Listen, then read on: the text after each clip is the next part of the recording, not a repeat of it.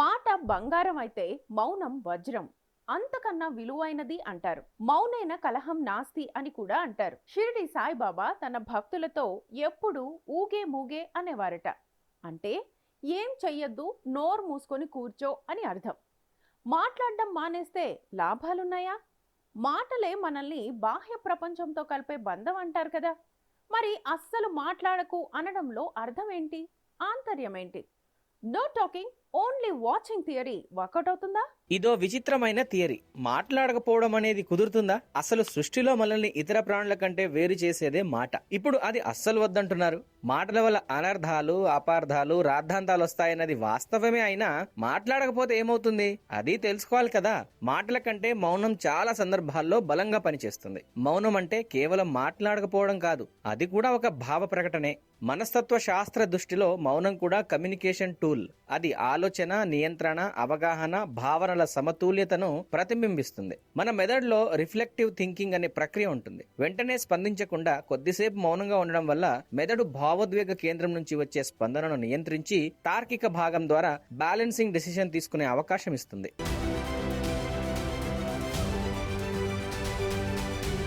కొందరు ఎక్కువగా మాట్లాడుతుంటే మరికొందరు నిశ్శబ్దంగా ఉంటారు. వీళ్ళకి మాట్లాడడం పెద్దగా ఇష్టం ఉండదు. ఖాళీగా ఉన్నామని ఎవరితో పడితే వారితో వీళ్ళు మాట్లాడరు. అయితే ఇలా ఎవరితో మాట్లాడకుండా ఒంటరిగా ఉంటే చాలా నష్టాలు ఉంటాయని చాలా మంది అనుకుంటారు. కానీ మీకు తెలుసా, రోజులో కనీసం గంట పాటు సైలెంట్ గా ఉండడం వల్ల ఆరోగ్యానికి ఎన్నో ప్రయోజనాలు ఉన్నాయని నిపుణులే అంటున్నారు. అయినా ఈ రోజుల్లో సైలెంట్ గా ఉండే వారి కంటే గలగలా మాట్లాడుతూ టైంపాస్ చేసే వాళ్ళే ఎక్కువ.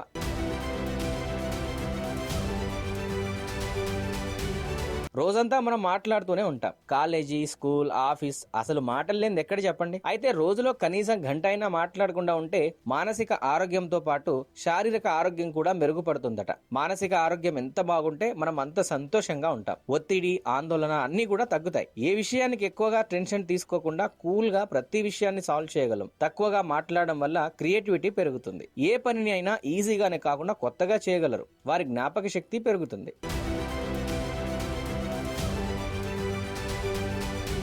ఫర్ ఎగ్జాంపుల్, మీరే ఉద్యోగంలో తీవ్ర విమర్శలు ఎదుర్కొంటున్నారనుకుందాం. మీకు సహజంగానే ఆ మాటల వల్ల కోపం వచ్చేస్తుంది కదా.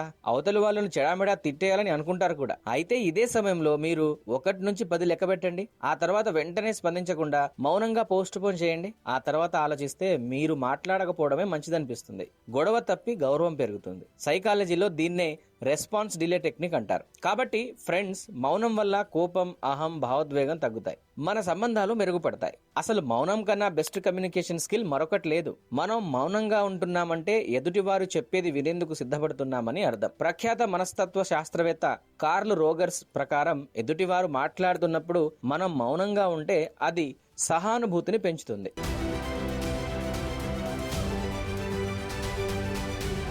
మౌనంగా ఉండడం వల్ల రక్తపోటు అదుపులో ఉంటుంది. దీంతో గుండెపోటు వచ్చే ప్రమాదాలు చాలా తక్కువగా ఉంటాయి. అలాగే రోగ నిరోధక శక్తి కూడా పెరుగుతుంది. ఎదుటివారు ఏమంటున్నారు, నేనేం బదులివ్వాలి, వాళ్ళని ఎలా టార్గెట్ చేయాలి, అలాంటి అంశాలను వదిలేసి కాసింత సైలెంట్ గా ఉండడం వల్ల నిద్రలేమి సమస్య కూడా క్లియర్ అవుతుంది. ఓ రకంగా చెప్పాలంటే మౌనం ఆత్మ పరిశీలనకు దారి. అది మనలో ఆత్మ పరిశీలనను పెంచుతుంది. రోజు కొంతసేపు మౌనంగా ఉంటే ఆందోళన తగ్గి ఆలోచనల్లో స్పష్టత వస్తుంది. క్రియేటివిటీ పెరుగుతుంది. అందుకే ధ్యానం, యోగా సాధనాల్లో మౌనమే ముఖ్యమంటుంటారు. మౌనం ఒక శబ్దం లేని సంభాషణ.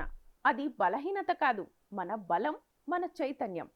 వెంటనే స్పందించకుండా ఒక్క క్షణం ఆగి ఆలోచించి మాట్లాడే వ్యక్తి భావోద్వేగంగా పరిపక్వుడని చెప్పాలి.